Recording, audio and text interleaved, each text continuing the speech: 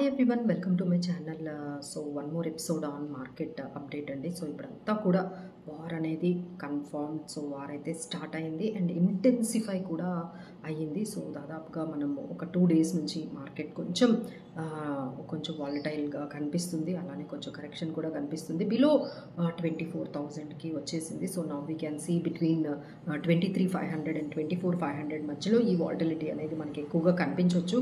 But అప్పుడు ఉన్న కార్గిల్ వార్కి ఇప్పుడు జరుగుతున్న దానికి చాలా డిఫరెన్స్ ఉందండి. అప్పుడు ఒక దాదాపుగా 1999లో మనకి మే, జూన్, జూలై 3 months అనేది వార్ అనేది కంటిన్యూస్గా జరిగింది. ఇప్పుడైతే జస్ట్ ఫ్యూ వీక్స్లోనే కంప్లీట్ అయిపోయినట్టుగా కనిపిస్తుంది. సో ఎందుకంటే మనం చాలా మెనీ ఫోల్డ్స్, అంటే మనం 4th largest ఎకానమీ, అలానే డిఫెన్స్లో మనం ఈవెన్ మ్యానుఫ్యాక్చరింగ్ వార్ ఎక్విప్మెంట్స్ని కూడా మనం చేస్తున్నాము, అలానే ఎక్స్పోర్ట్ కూడా చేస్తున్నాము. So we have technology, high end టెక్నాలజీని మనం వాడుతున్నాము. So and where the Pakistan is into అప్పటి నుంచి ఇప్పటికీ చూస్తే ఇంకా కిందకి వెళ్ళిపోయారు.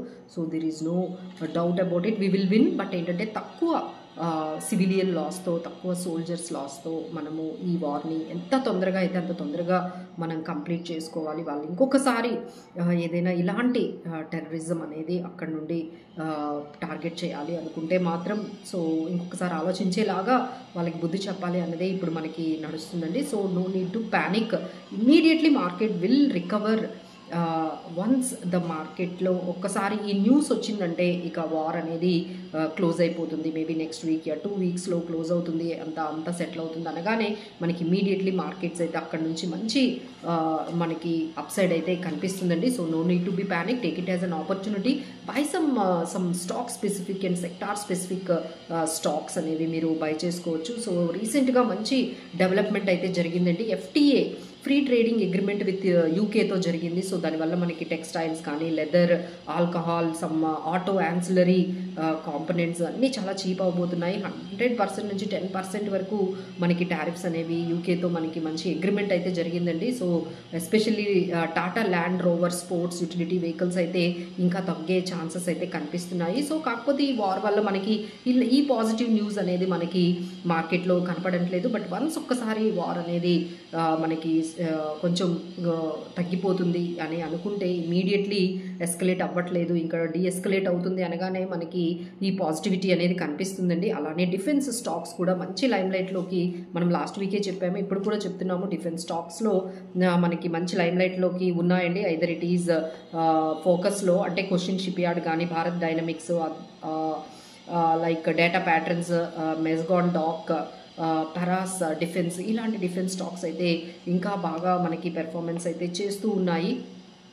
But we need to be very careful, sector specific కాబట్టి మీరు చాలా జాగ్రత్తగా ఇందులో మనకి ఓవర్ ఎక్స్పోజర్ లేకుండా మీరు, అంటే మీకు డిఫెన్స్ స్టాక్స్ లేకపోతే డెఫినెట్లీ కొన్ని డిఫెన్స్ స్టాక్స్ అయితే మీరు యాడ్ చేసుకోవచ్చండి without going over boarding on defence more.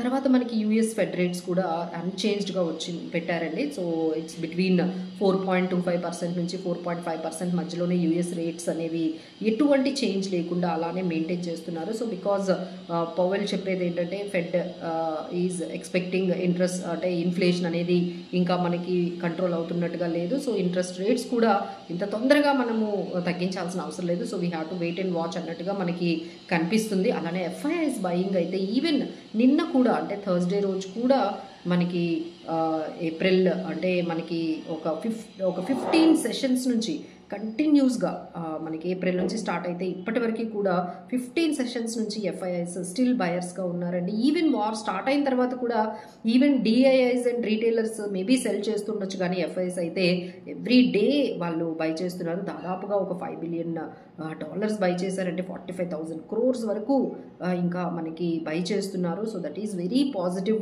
So you can imagine ఒక్కసారి కానీ వార్ కానీ కొంచెం కూల్ ఆఫ్ అయితే markets definitely will have a steep upside అయితే మనకి కనిపిస్తుందండి. దానికి తగ్గట్టుగా మనకి, అంటే కరెక్షన్ ఉండదు అని చెప్పట్లేదు, బట్ ఇమీడియట్ రికవరీ అయితే మనకి డెఫినెట్గా కనిపిస్తుంది. So take it as an opportunity and try to have some stock specific sector స్పెసిఫిక్గా ఉంటూ మీరు ఈ వీటిల్లో మనం బై చేసుకోవచ్చు. So be away from tourism స్టాక్స్ని అయితే కొంచెం అవాయిడ్ చేయాలండి 1 ఇయర్, ఎందుకంటే this is the best season, holiday season for all the tourist.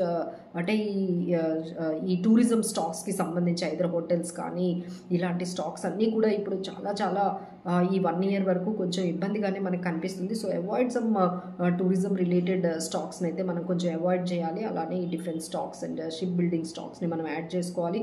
ఇంకా మీరు బెటర్గా వెళ్తే Q4 earnings also is giving a lot of opportunities అండి. అంటే వెరీ గుడ్ మనకి రిజల్ట్స్, టైటన్ కానీ ఎల్ఎన్టీ కానీ బయోకాన్ కానీ మంచి రిజల్ట్స్, అంటే ఫార్మా, హెల్త్ కేర్ ఇలాంటి కొన్ని స్టాక్స్లోకి మీరు వెళ్ళొచ్చు.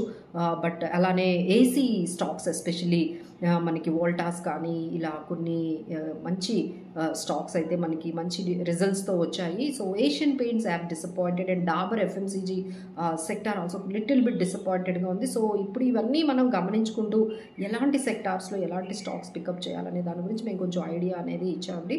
So for more updates and for more strategies like this, please stay tuned to our channel and please do subscribe our channel. Thank you so much for watching.